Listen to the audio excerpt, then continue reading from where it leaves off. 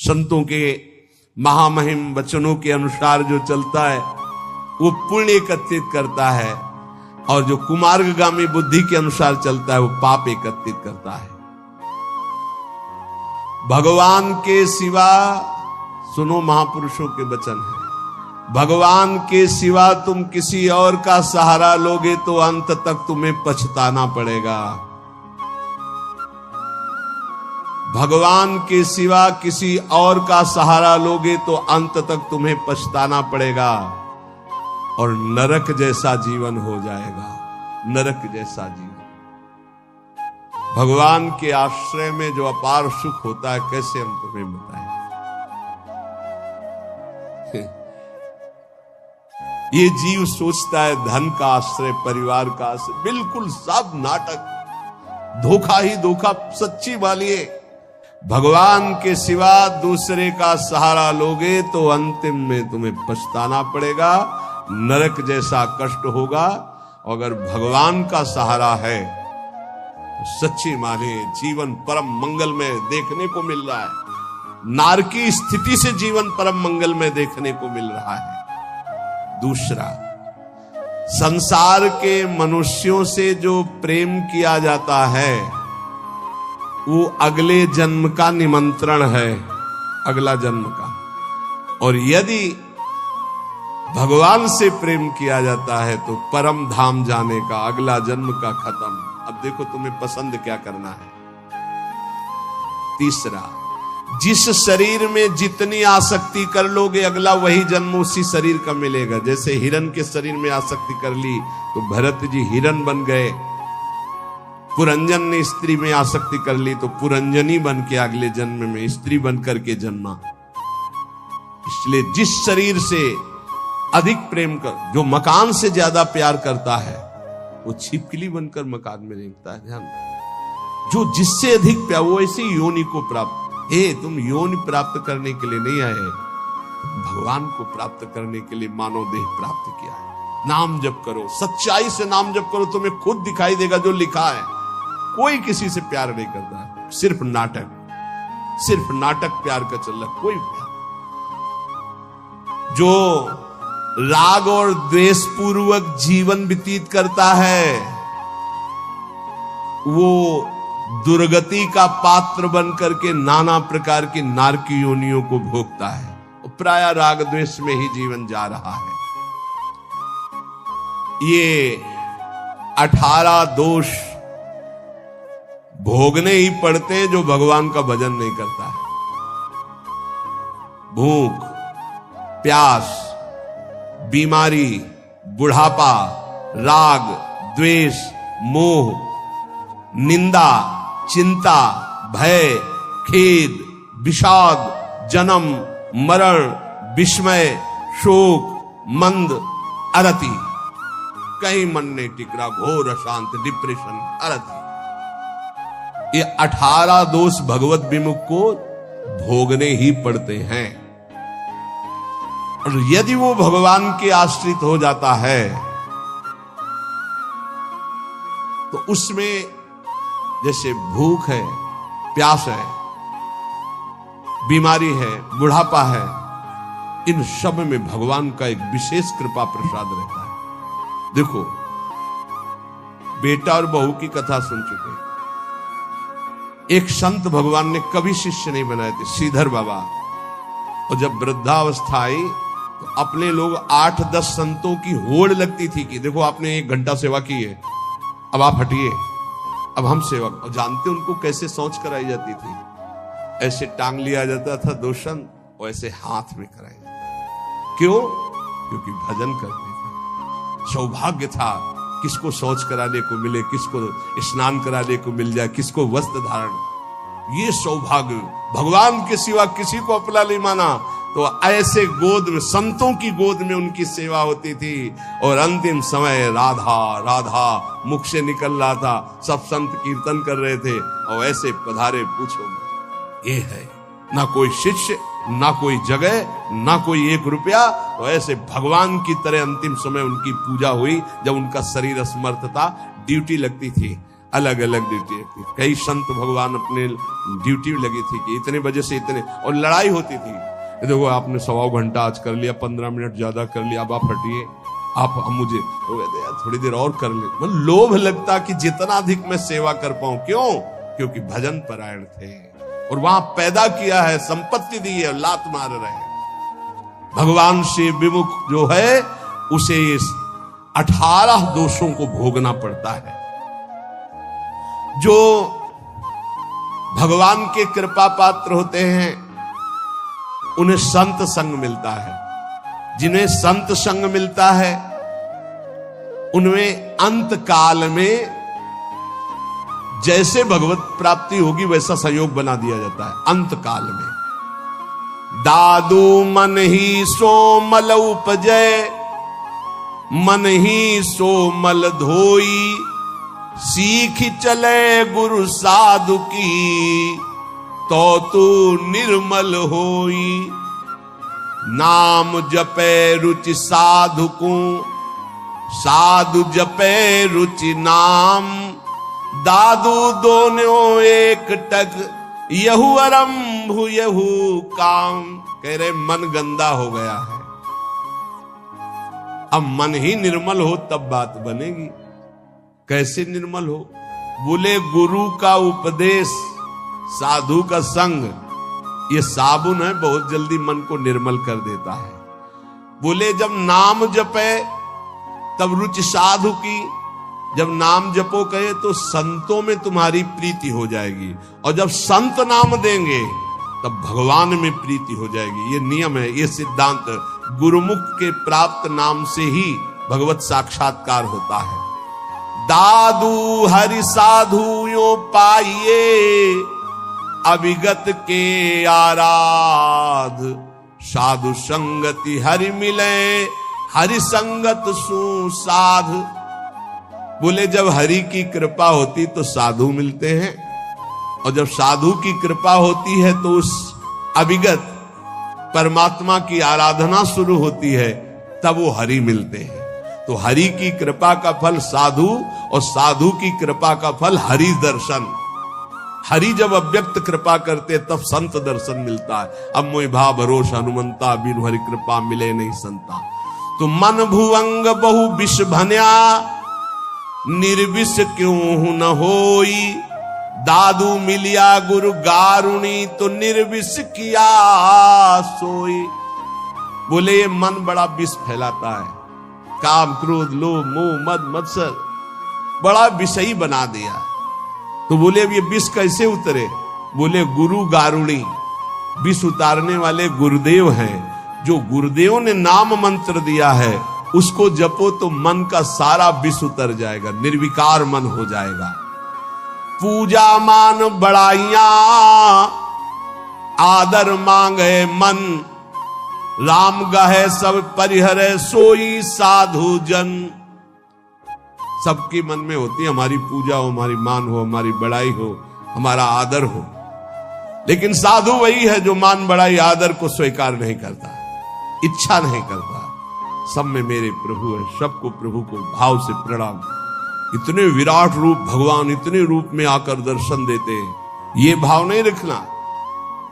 मान बड़ाई आदर इसका कहीं भी नहीं। मेरे प्रभु आकर मुझे दर्शन देते हैं, करुणा करके इतने रूपों में दर्शन देते हैं। जो भगवान को प्राप्त करना चाहता है वो साधु कैसा होता है? जो मान बड़ाई आदर आदि को भी स्वीकार नहीं करता। विष सुख माही रमि रहा, माया हित चितलाई, सोई संत जो उबरे, स्वाद छोड़ी गुण गाई। संसार के विषय भोगों में रम रहे जीवों का उद्धार कौन कर सकता है? बोले संत। बोले कौन संत? जो बोले केवल भगवान के गुण गा रहा, उसके बदले में कुछ नहीं चाहता है। अगर कुछ चाह है, रुपया पैसा भोग सामग्री स्वाद मान बड़ाई प्रतिष्ठा, तो उसकी वाणी का प्रभाव नहीं पड़ेगा। विषयों में फंसे हुए, माया में फंसे हुए जीवों का उद्धार किससे होता है? बोले संत से।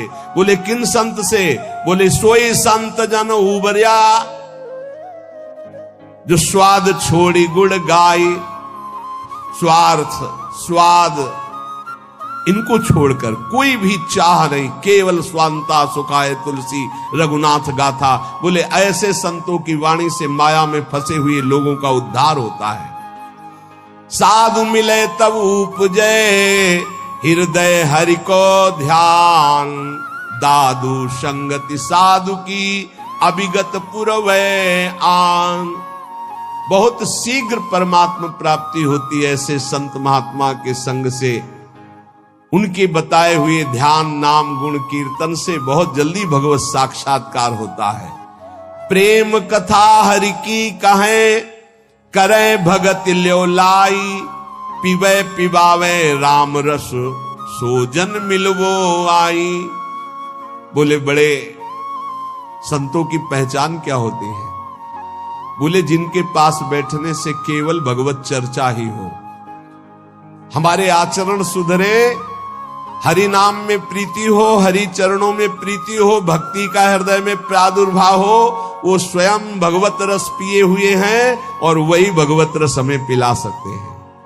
साहब सो सन्मुख रहे, सत्संगति में आई, दादू साधु सब कहे, सो निर्फल क्यों जाई। बोले साहब के सन्मुखता बनी रहेगी यदि संत संग रहेगा। साहब हरि के सन्मुख हो जाओगे, और सन्मुख होए जीव मोहि जबहि, जन्म कोटि अगनासौ तबहि। करोड़ों जन्मों के पाप उस जीव के नष्ट हो जाते हैं जो भगवान श्री हरि की सन्मुखता प्राप्त कर लेता है। वो सन्मुखता साधु संग से प्राप्त होती। साधु संग कभी निष्फल नहीं हो सकता। अमोघश्च निर्बैरी सब जीव सो संत जना सोई, दादू एक आत्मा बैरी नाही कोई। संत वही, किसी भी संप्रदाय की मेड़ में नहीं, सब पूरा विश्व विश्वंभर सब जगह भास एक ही परमात्मा तत्वनंत ब्रह्मांडों में है। फिर मृत्यु लोक की बात क्या? निर्वैरी सब जीव सो संत जना सोई। सब किसी से बैर नहीं, सब अपने हैं, सब अपनी आत्मा है। दादू एक आत्मा बैरी नाही कोई, काहे को दुख दीजिए घट घट आत्म राम, दादू सब संतोषिए यही साधु को काम। घट घट में हमारे प्रभु रमे हुए हैं, जो उसका साक्षात्कार कर लेता है वही भगवत प्राप्त होता है। कैसे साक्षात्कार होता है? एक अक्षर पीव का सोई सत कर जानी, हरि नाम सतगुर कहा दादुर सो परवाणी। जो गुरुदेव ने अक्षर बोला बस उसी पकड़। ये बहुत जगह महापुरुषों से मिला है। गुरु द्वारा दिए गए नाम मंत्र का अद्भुत चमत्कार है, बस उसी में लग जाओ, जितना जपोगे उतना ही लाभ मिलेगा। दादू नी का नाम है, तीन लोक तरी जाए, रात दिवस रटिबो करे। रात दिन बड़े भाग्यशाली जिनको ये पता है कि जाना है मुझे, तो खूब अधिक धन कमा ले, नाम रूपी धन। राधा राधा राधा राधा वल्लभ राधा वल्लभ। दादूनी का नाम है, हरि हृदय न विसारी, मूर्ति मन माही बसे सांस सांस संभारी। तब जानना कि हमारा नाम रंग ला रहा है, जब हर श्वास में नाम चले और सामने नामी की छवि विराजमान हो। दादू साहब कह रहे, मूर्ति मन माही बसे सांस सांस संभारी, दादूनी का नाम है, आप कहे समझाई, और आरंभ सब छाड़ दे, हरि नामो ल्यो लाई। केवल लगन लगा लो नाम में, सब पूर्ति हो जाए। जितना नाम अधिक जपोगे, श्री भगवान गीता जी में कहते हैं कि कई प्रकार के हमने यज्ञों का वर्णन किया। श्रेयान द्रव्य मयाद यज्ञाज ज्ञान यज्ञ परंतप, सर्वम कर्माखिलम पार्थ ज्ञाने परिसमाप्यते। बड़ी यज्ञ अभी कल चर्चा की थी कि श्री भगवान ने बताया ब्रह्म यज्ञ, द्रव्य यज्ञ, स्वाध्याय यज्ञ, तप यज्ञ, प्राणायाम यज्ञ, भगवदर्पण यज्ञ, अभिन्नता यज्ञ, कर्तव्य कर्म रूपी यज्ञ, विषय हवन रूपी यज्ञ, समाधि रूपी यज्ञ, योग यज्ञ, स्तंभ प्रवृत्ति, ये सब यज्ञ हैं। इन सब यज्ञों में भगवान कह रहे हैं जो द्रव्य यज्ञ है, रुपया पैसा से जो यज्ञ होती है, ये जितनी भी यज्ञ हैं, इन सब में ज्ञान यज्ञ श्रेष्ठ है। सर्वम कर्माखिलम पार्थ ज्ञाने परिसमाप्तये, इसलिए श्रेयान द्रव्य मया दज्ञाज ज्ञान यज्ञ परंतप। परम कल्याण जो होता है वो ज्ञान होने से होता है। इतना तो ज्ञान हो जाना चाहिए कि हमारा स्वरूप भगवान का अंश है, भगवत स्वरूप है। हम शरीर में फंस गए और मुझे मुक्त होना इस शरीर से, इस शरीर से मुक्त होना है। अगर इस शरीर से मुक्त नहीं हुए तो बहुत घटिया शरीर मिलने वाले हैं। कीड़ा मकोड़ा कितने योनियां हैं। जो रुपए से यज्ञ होती है उसमें महत्ता धन की होती है, इसलिए वो परम लाभ नहीं प्राप्त हो पाता है द्रव्य यज्ञ के द्वारा। द्रव्य यज्ञ में सब पदार्थ आ जाते हैं यज्ञ के, क्योंकि वो सब अर्थ से प्राप्त होते हैं। एक द्रव्य यज्ञ करे 10 अश्वमेध यज्ञ, और एक बार श्री कृष्ण को भाव से प्रणाम कर ले तो 10 अश्वमेध यज्ञ करने वाला श्री कृष्ण को प्रणाम करने वाले की बराबरी नहीं कर सकता। अब आप विचार करो द्रव्य यज्ञ कितना छोटा है जिसको बहुत बड़ा माना जाता है। यहां भगवान कह रहे हैं द्रव्य यज्ञ से श्रेष्ठ है ज्ञान यज्ञ, क्योंकि सभी यज्ञ कर्मजन्य और कर्म करने वाले में यह रहता है कि मैंने ये किया। एक हमने देखा है यज्ञकर्ता को अभिमान नहीं, अंदर के कितने विशुद्ध भाव होते हैं धार्मिक पुरुषों में। उनकी मैदा की कई फैक्ट्रियां थी। वो आते थे पूर्व गुरु आश्रम में, जब संन्यास मार्ग में थे, 10 गाड़ी उनके साथ होती थी।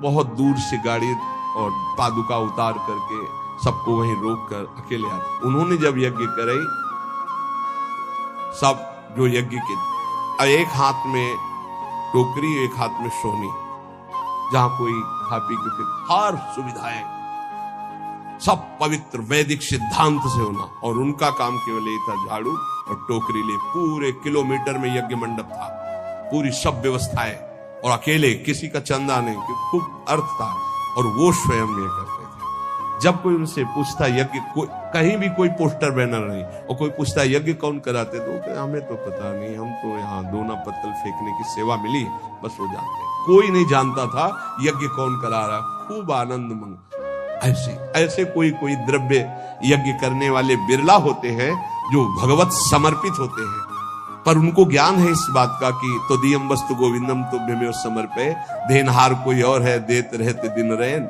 लोग भरम मोपे करे तासो नीचे नयन। ऐसे वो महान गृहस्थ में रहते हुए भी वो महान याज्ञिक थे, यज्ञ करने वाले। तो जब द्रव्य यज्ञ कराई जाती है तो उसमें कहीं ना कहीं अहम स्फुरित हो जाता। मैंने इतने करोड़ अर्पित किए, मैंने इतने लोगों को पाया, तो जीवन मुक्त होने के लिए वो पर्याप्त नहीं रह गया, क्योंकि अहम का लय होना चाहिए। इसीलिए भगवान कह रहे सर्वम कर्माखिलम पार्थ ज्ञाने परिसमाप्तये। ज्ञान में क्या होता है, अहम का नाश हो जाता है। इसलिए भगवान यहां कह रहे कि सबसे बढ़िया यज्ञ है ज्ञान यज्ञ। अंतःकरण में 3 दोष होते हैं जिनके कारण भगवत साक्षात्कार नहीं हो पाता। मल कहते हैं संचित पाप को। जो संचित पाप होते हैं उनके कारण भजन में मन नहीं लगता। जहां भजन शुरू करोगे, भगवत मार्ग की बातें शुरू करोगे, तो पाप आकर्षण शुरू हो जाएगा।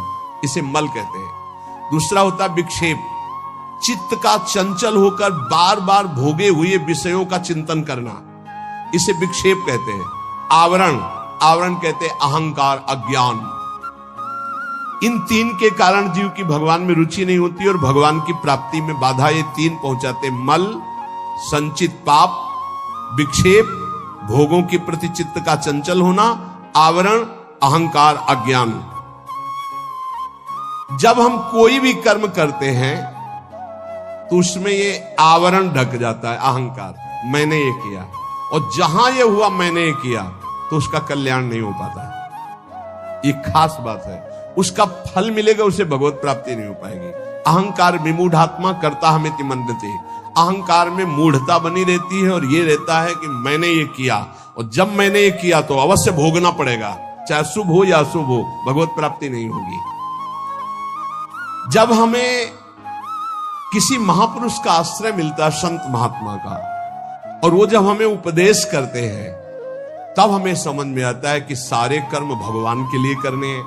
हमारे पास जो शारीरिक बल, रुपया, पैसा, भोग सामग्री, सब श्री भगवान की, तो हम भगवत भाव से जब कर्म करके भगवान को समर्पित करने लगते हैं तो हमारे अंदर के दोष नष्ट होने लगते हैं। मल पहले नष्ट होगा, संचित पाप भस्म होंगे। अब हमको थोड़ा विवेक आने लगा कि जितने भोग भोगे उनमें कोई सुख तो है नहीं, तो बार बार चित्त जो भोगों की तरफ जा रहा था उसे वापस करने लगे, तो विक्षेप नष्ट होने लगा। अब अहंकार भगवद अर्पित होकर के चरणों में चला गया, तीनों ठीक हो गए। मल विक्षेप आवरण जहां हटा, सामने सच्चिदानंद भगवान का उसको अनुभव हो जाता है। अब बोले ये मल विक्षेप आवरण हटाने के लिए जो साधु संग चाहिए, गुरु का संग चाहिए, वो कैसे प्राप्त हो? बोले जब विवेक, वैराग्य, समदमादि सठ संपत्ति, मुमुक्षता, श्रवण, मनन, निधिध्यासन, तत्व पदार्थ संशोधन, ये जो दैवी भागवतिक ज्ञान के साधन है, इनकी जब प्राप्ति की इच्छा होती तो गुरु बनाने की इच्छा होती। कोई ऐसे संत मिले, कोई ऐसे सदगुरु मिले। देखो भगवान सामने विराजमान है अर्जुन के, और कह रहे हैं कि जब कभी मल विक्षेप आवरण हटाने के लिए ज्ञान की आवश्यकता होती है तो गुरु की प्राप्ति की इच्छा होती है। तो अपने मल विक्षेप आवरण को हटाने के लिए, कल्याण प्राप्ति के लिए, मंगल के लिए, सुख प्राप्ति के लिए, ज्ञान यज्ञ के लिए, तत्व ज्ञान के लिए किसी संत का आश्रय लो। कैसे? बोले तद्विद्धि प्रणिपातेन परिप्रश्नेन सेवया उपदेक्षन्ति ते ज्ञानम ज्ञानिनस् तत्वदर्शिनः। भगवान से पहले प्रार्थना करो कि हमको तत्वज्ञानी महात्मा मिल जाए। बड़ा मुश्किल है तत्वज्ञानी महात्मा मिलना। ये छोटी छोटी मेड़े ऐसी बन गई हैं, लड़ाई झगड़ा, एक दूसरे की निंदा स्तुति समझे नहीं पा रहे। जैसे जमीन में खड़े होकर देखो तो कोई 7 खंड की, कोई कुछ ऐसे बिल्डिंग, और थोड़ा हेलीकॉप्टर में बैठ के देखो ऊपर उड़ के, तो सब एक जैसा दिखाई देने लगेगा। तो जो ऊंचाई में चढ़ा हुआ महापुरुष है वो एक जैसा दिखता है, सब जगह एक है। देखो शास्त्रों में हमने वैदिक सिद्धांतों में भी पाया, आ ब्रह्म है, आ। अब आप कुछ भी बोलो आ निकलेगा। सर्वव्यापी ब्रह्म आ है, ये हमने शास्त्रों में पाया। का, खा, गा, चा, छा, रा, ज्ञा, का से लेके ज्ञा तक कोई भी अक्षर बोलो, आ निकलेगा। अब जो अक्षर है वो ब्रह्ममय है। ऐसे ही चराचर जगत ब्रह्म में, सर्वम खलमिदम ब्रह्म। अब ये वेद सिद्धांत पढ़ते हैं, लड़ाई झगड़ा कहां रह गया, कहां निंदा स्तुति रह गई, कहां राग द्वेष रह गया, कहां छोटा बड़ा रह गया, कहां अपना पराया रह गया। यही सब सनातन आकाश की तरह है, ध्यान रखना। सनातन धर्म आकाश की तरह है, सनातन धर्म वायु की तरह है, सनातन धर्म जल की तरह है, सनातन धर्म पृथ्वी की तरह है, सनातन धर्म सूर्य की तरह है। जहां देखो वही सनातन सूर्य, सनातन वायु, सनातन जल, सनातन भूमि, सनातन आकाश, सनातन अग्नि, अंदर और बाहर, यह है सनातन। तो ब्रह्म सनातन, परमात्मा सनातन, तो धर्म सनातन, उसको समझो। ये छोटी छोटी मेड़े नहीं, सनातन। सनातन आकाश की तरह है, सनातन वायु की तरह है, सनातन अग्नि की तरह है, सनातन जल की तरह, सबका भरण पोषण सनातन। भगवान सबसे पहली बात कह रहे हैं, ज्ञानिनस् तत्वदर्शिना। किसका संग करना है? तत्वज्ञानी का। हरिवंश महाप्रभु कह रहे हैं कैसे प्रिया प्रीतम के प्रेम में जाओगे? बोले ये क्रूरापि पापिनो न च सताम संभाष्य दृश्या से सर्वान वस्तुतया निरीक्ष परम स्वाराध्य बुद्धिर्मम।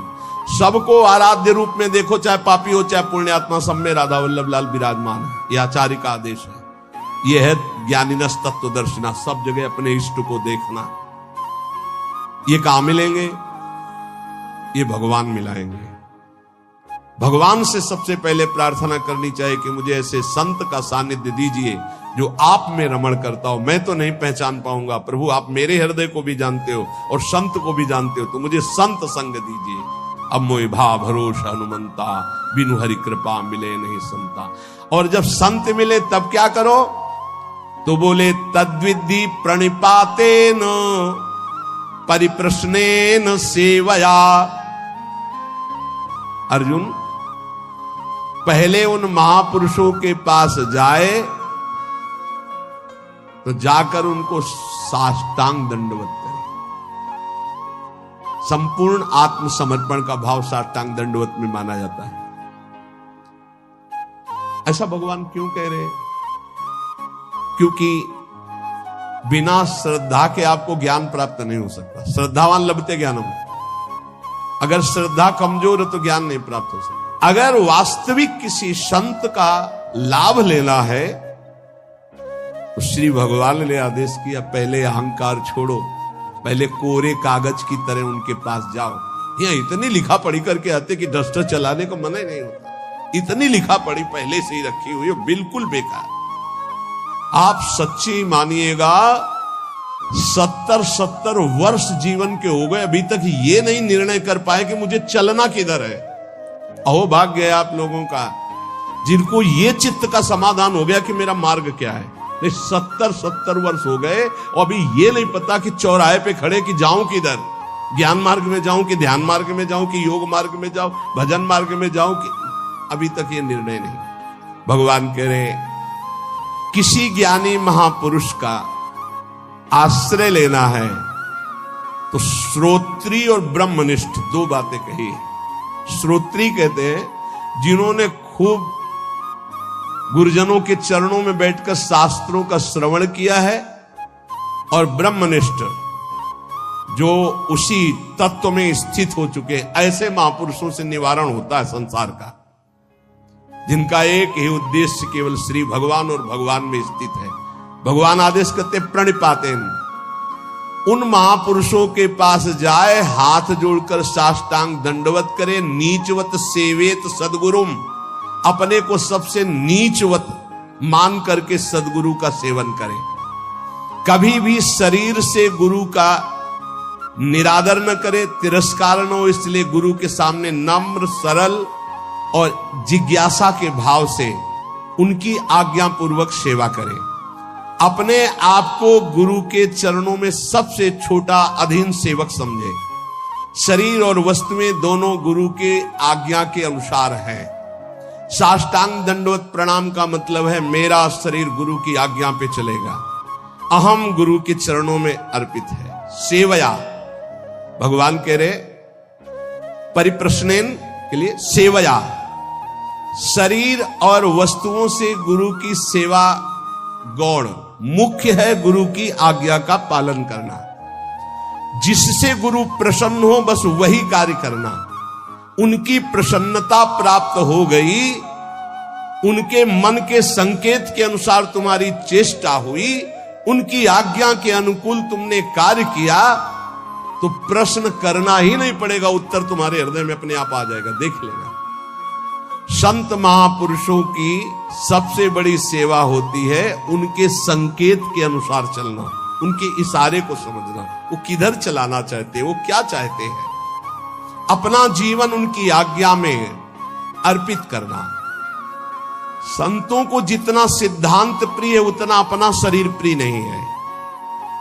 तो एक आदमी संत की शरीर सेवा करे, उनकी आज्ञा का उल्लंघन करे, और एक आदमी केवल उनकी आज्ञा का पालन करे, तो संत कृपा उसके पास ज्यादा फलीभूत होगी जो आज्ञा का पालन कर रहा है।